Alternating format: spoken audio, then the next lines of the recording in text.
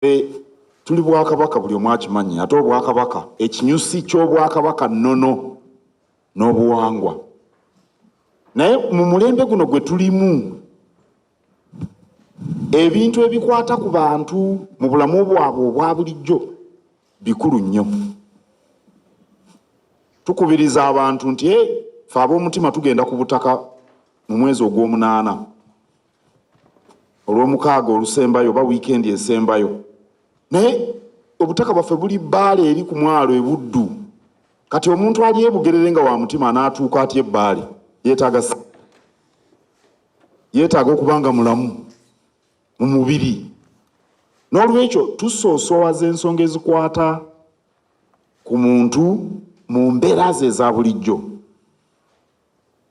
Bamulaba nga tukola enteekateeka z'okulwanyisa obwavu nga mwanyi terimba.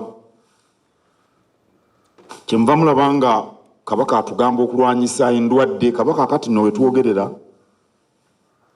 ye munyenye mu kulwanyisa kenenya mu kitundu kino ekya Afrika. Kyenva mulaba nga tufa ku byenjigiriza obadde oyogera ku masomero g'abazira mu bazira naffe ag'obwakabaka obutereevu ge tuzimbye. Kyetuva tutandikawo emirimu egy'enjawulo abavubuka bano ne bafuna emirimu era kabaka abavubuka bangi nnyo.